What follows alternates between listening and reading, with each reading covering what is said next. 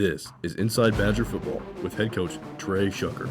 Inside Badger Football is brought to you by the Arkadelphia Alliance and Chamber of Commerce, ATO Automotive, Batson Signs, Bell Wealth Services, Blakelytown, Chad Kesterson Shelter Insurance, Chicken Express, Citizens Bank, Domino's, Eccles, Thompson and Kneebone CPA, Doctors Gary and Rob Rucker, Knight Insurance Professionals, L&J Auto Sales, Ludwig's Bakery, Park Hill Baptist Church, Patterson Federal Credit Union, Print Mania, Providence Veterinary Care, Roger Wingfield State Farm, Scott Bird DDS, The Sexton Firm, South Central Connect, Southern Bancorp, Southwest Auto Collection, Taylor King Law, Tea Time Sims, Trinity Temple Assembly of God, Turner, Rogers, Manning and Plyler CPA, Twin Rivers Health and Rehabilitation, and Welch Funeral Home. The host of Inside Badger Football is Cooper Dar. Well, hello and welcome to another episode of Inside Badger Football with Arkadelphia head coach Trey Shucker. I'm Chris Babb, filling in for Cooper Dar one more time, feeling a little bit under the weather the day we record this. The Badgers victorious 42-21 over the Bauxite Miners in the pit, and coach, coming off of a loss, you hear coaches talk a lot about how teams respond. Yeah. Your team had to respond coming into today's game, or Friday night's game. Then in the game, you had to respond as well. Built a 21-0 lead. Bauxite comes back 21-0.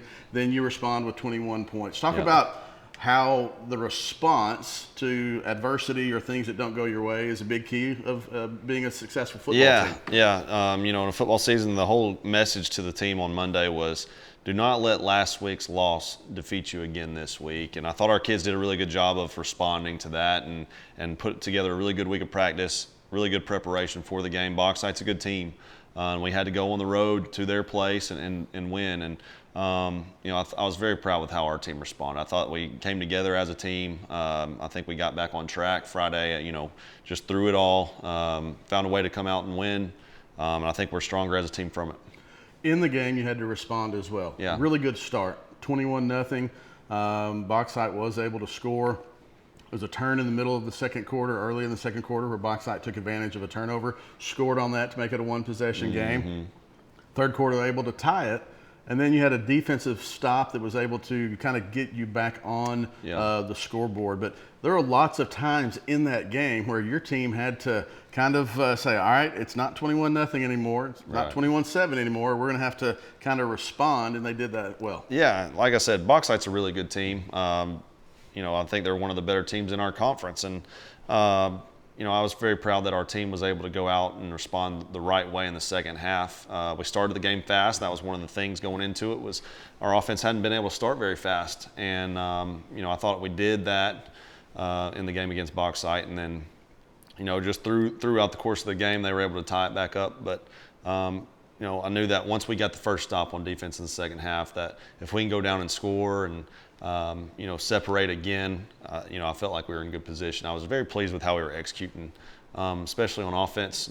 Just given the past few weeks, that's been one of the biggest things that we just hadn't been clicking on offense. And I thought we did that a lot better on Friday. Defense, our defense is always tough, good tacklers, play physical. And so that was no different Friday either. They were also able to force some turnovers, which you capitalized on. Let's go ahead and take a look at the highlights from the Bauxite game. 42-21 up in the pit. Now, we will do the best we can to bring you some of these clips. If you watch the game, you understand some of the plays we were able to miss. We missed a big touchdown at the end, but we're able to, thanks to Coach Kaiser and getting it from Huddle, we do have a good look at Orion Roberts' last touchdown. First drive of the game, Coach, you mentioned really wanting to get off to a good start. Mario Brownlee here into the light standard right there, the nice lights there on the right, but you were able to punch it in. Yeah, Mario came in. Hasn't been a huge factor in the running back rotation up to this point. He's been able to come in sparingly and do a really good job for us. His whole emphasis this year so far has been mostly on defense, but I thought he did a really good job coming in, ran the ball really, really well, was very productive, got some points on the board right here, got the first score for us. Potentially looking to include him more in the running back rotation. So Bauxite had a different quarterback than they planned to start the season with. This is Wyatt Foreman, a freshman, was able to use his legs to make some things happen. Your defense kind of gets a stop on the first drive, and here we see another Mario Brownlee run to kind of get into Bauxite territory. Yeah, our offense was able to keep the ball on the ground a lot in the first quarter. We had a sophomore quarterback, Bryce Meekin, in the game. I thought he handled the situation really, really well. I thought he was able to stay poised and execute the plays that needed to be executed to keep the drives going. And our running backs did a really good job. Our front line was moving the line of scrimmage in the run game and allowing our running backs to just be the players that they are. Meekin had a completion to Maddox Finley on the first drive, and then we've seen a steady dose of Caden Whitaker here running it into the end zone. Had a nice one-handed catch on a screen pass a couple of plays ago. We'll hear Caden Whitaker's name throughout the night in this highlights and also later. Caden Whitaker had a fantastic game offensively. We'll talk about him in a little bit.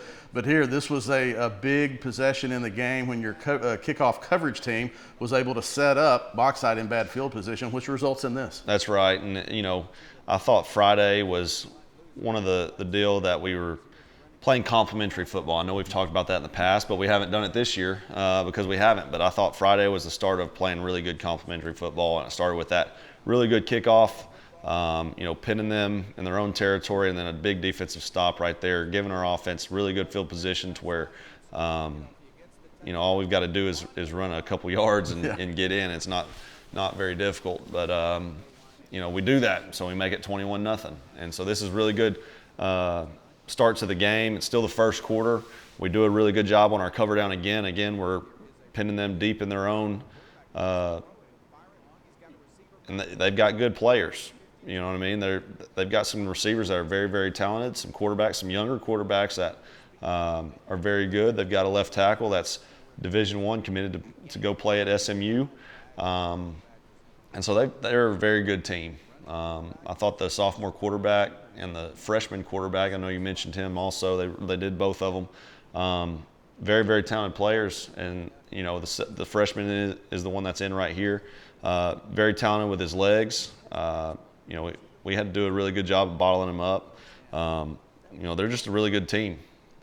Thought this was a key drive for Bauxite. They used the flea flicker play to start the second quarter. Couldn't really get anything going. Used that play to kind of get in Arkadelphia territory and then try to get something together. Here you see good pressure, but Bauxite was able to respond to the pressure a lot of the night. Had not a ton of completed passes, but the completed passes they had came in big spots. They were. They made a lot of really good plays in the game. They gave us some different things. Offensively, they gave us some different things from what we were, used to seeing. Like, this is a really good play design right here. Fake quarterback run with one of the skilled guys going vertical, especially in a situation right there where it's just a couple yards to get a first down. So we're playing heavy run right there. And here Fortman uses his legs to escape some tackles and get into the end zone there. Now it's 21-14 as we get late in the second quarter. Had a chance to punch it in before halftime, weren't able to come. So now Bauxite comes out in the third quarter trying to tie things up. Yeah, and I thought our defensive line did a really good job of, when they got into some passing down situations, I thought we did a really good job of getting pressure on the quarterback and, really being disruptive. The plays that they made are really, really good plays. Like this one right here, quarterback was able to get the running back out of the backfield, and then, we had to go run him down. And so it goes back to we got to continue to play the whole play, and we've got to be disciplined with our angles. We got to be disciplined with how we're tackling. We got to get them down on the ground, get them down early. So here we are on the third quarter. Bauxite has tied it up 21-21. The Badgers kind of needing something to get going offensively to kind of get back into the swing of things. And here's Maddox Finley with the reception from McCoy. Yeah, I thought Maddox Finley had a really good night also. Had some really good catches, some key catches to get us some first downs and keep the drives going, along with our run game. We've talked about Caden Whitaker ran really strong. I feel like he's getting stronger and stronger as the weeks go by as a runner. Bryson McCoy, our quarterback, came back out. He's settled in and started delivering the ball really, really well and executing our offense. And, I thought Friday was the best that our offense has done overall. Late in the third quarter, after Bauxite tied it up 21-21, your defense kind of seemed to flip a switch. Yeah. You go back to complementary football, it helps a lot when you are able to play defense with a lead. You get that lead on this drive, another big run from Caden Whitaker, strong running, saw him run through tackles. Maddox Finley had a catch where he ran through tackles. Yeah. Thought that was key for your team offensively Friday night. It absolutely is, and it just comes down to a mentality that we're trying to have. You know, we obviously want to be physical, we want to be aggressive, but we want to do that in all phases. You know, our defense has done a really good job representing that. You know, offensively, we haven't done it as well up to this point, and that's something that, you know, our kids are trying to have a better mentality about, and you saw that in the game. Caden Whitaker with a nice little sidestep of a defensive lineman and able to get into the end zone. Now Bauxite with the ball in the fourth quarter, trying to tie things up. Coach, I really thought this was a key drive for your defense, not allowing Bauxite to go down and tie the game up again. Yeah, you know, they were trying to play aggressive football. We got them into some third and fourth down situations. You know, they were trying to convert those, trying to keep the drives going. But I thought our defense did a really good job. You know, right here, they got us on that one, but they didn't execute the catch. And so that was the fourth down play. And it puts our offense back on the field. You know, it's kind of one of those things where the ball can bounce your way sometimes, and there's other times where it doesn't. In that situation, it bounced our way, and we were able to benefit from it. Thought that ended up being a really big play in the game. And then I cut that play of Caden Whitaker's off. We went back to the first quarter here, so we had a little hitch in the giddy up on our highlights, but we end up going 35-21. On a touchdown, and then there was a big play at the end of the game, as I don't think we're going to end up seeing it here, but thanks to Coach Kaiser, we're able to find the touchdown pass from Bryson McCoy to Orion Roberts. It was a time after you had the two-possession lead to make it 35-21.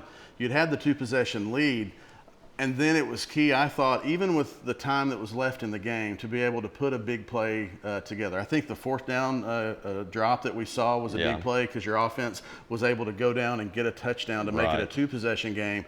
Defense comes out, gets a turnover, and then Roberts is able to get behind the defense. McCoy caught him, and it kind of was one of those big plays that we haven't seen much of this year. And talking in the game in the post game with Jeff, that the big play of the game for that game might have been something, but maybe that's one offensively that can kind of carry into future weeks. No doubt, just being explosive, and Orion's been able to be one of our most explosive players on offense, especially to this point. You know, he's right now, I think he's over 500 yards receiving, but that was a big play for us and really sealed the deal for us Friday night.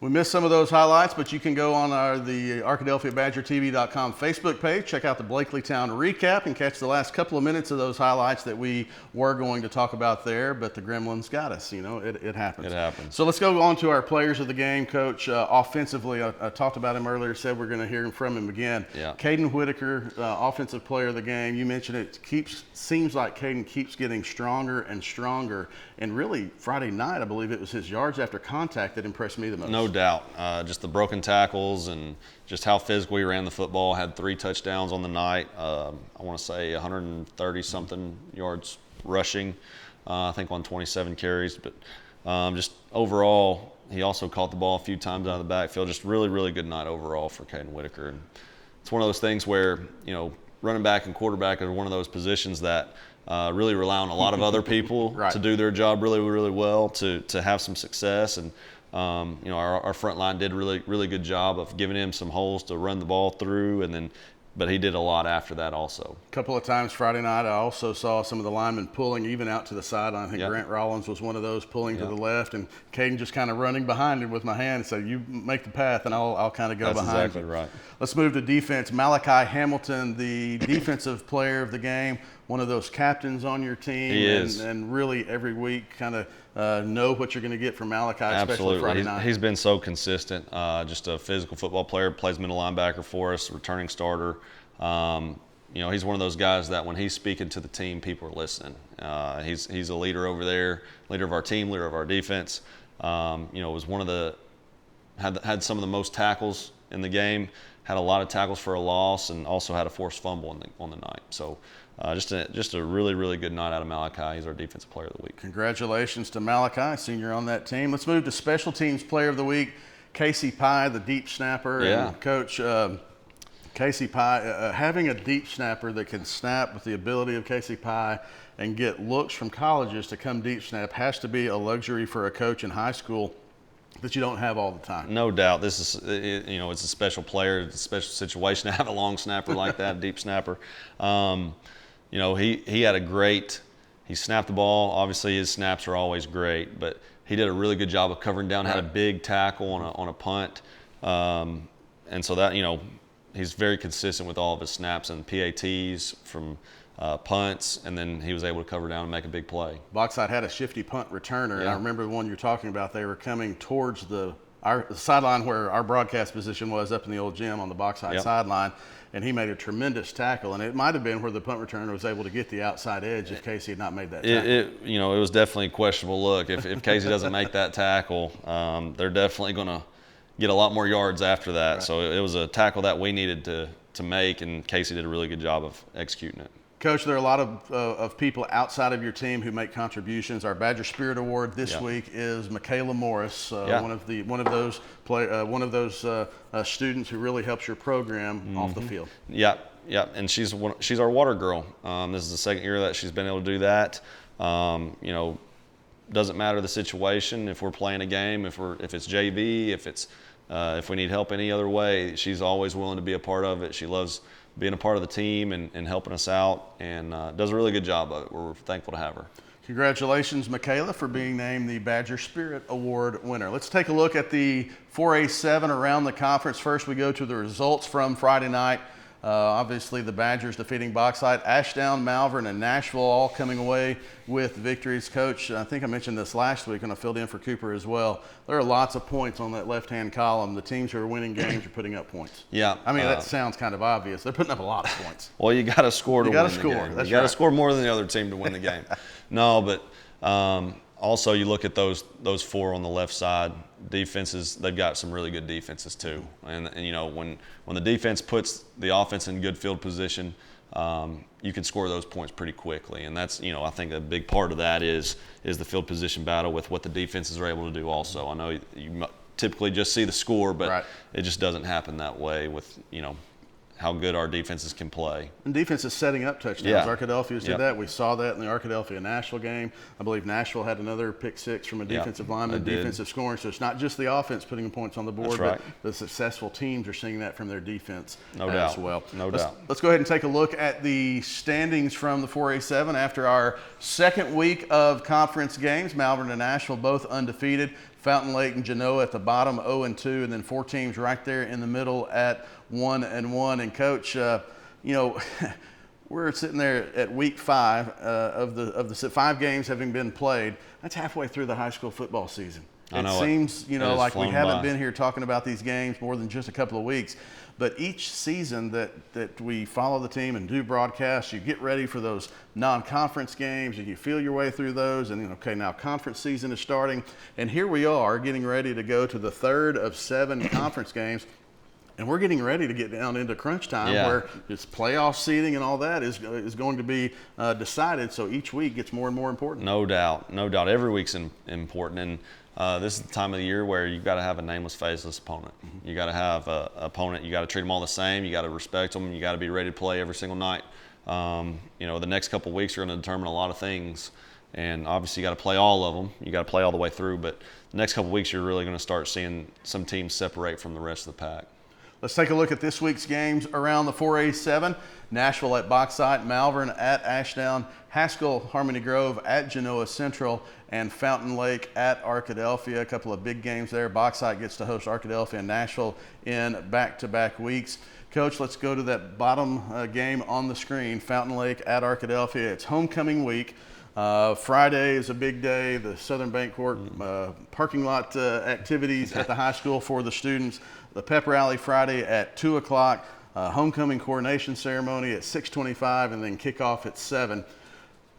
talking to coaches, high school football coaches, homecoming is either really fun or really not fun from a football perspective. Yeah. But it is all part of the high school experience for the students. Is. So how have you found to mix that, to allow the players to make the memories, dress up in the nice suits to escort the homecoming contestants during the day, but then also find a way to realize what's at stake and then kind of refocus for Friday night? Yeah, what we've done, and typically we've not had a problem with it all. It's all been pretty smooth, to be honest with you. But we challenge them. We challenge them that it's a test of maturity, and that's what it really is a mature football team is able to handle all the things that go along with homecoming, or if it's senior night or whatever it is. A mature football team is able to handle that. The immature ones are the ones that get caught up and overdo it, and then they're not ready and focused for the game. So we challenge them. It's a test of maturity to see what kind of a football team we are. If they can stay focused and be ready and locked in for the game, they'll be willing to do that. Because at the end of the day, the football game is what matters. At Friday night, the opponent is Fountain Lake. The Cobras come in with an 0-2 record in conference, but this is a talented team that can score. They've got a really good quarterback in Cooper Buss, and Fountain Lake can put points on the board. They definitely can. They're very explosive. Cooper Buss, he's a great player, very, very good quarterback. I mean, he can put the ball wherever you want it. He's also elusive. He's not afraid to get out of the pocket and extend the play and make it happen, or tuck it and run. He's a very dynamic player.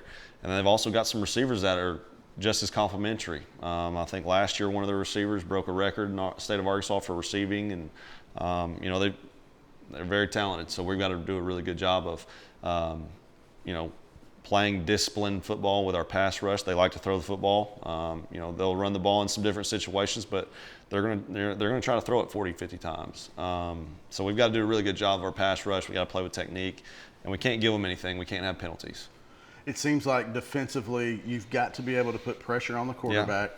But also on the back end, you have to understand that when he sees that pressure coming, he's going to find a receiver, and so you have to be ready as well. We have to do a really good job of playing technique in the back end as well. We've got to be able to match routes. We've got to be able to understand leverage, and we've got to go make a play on the ball in the air.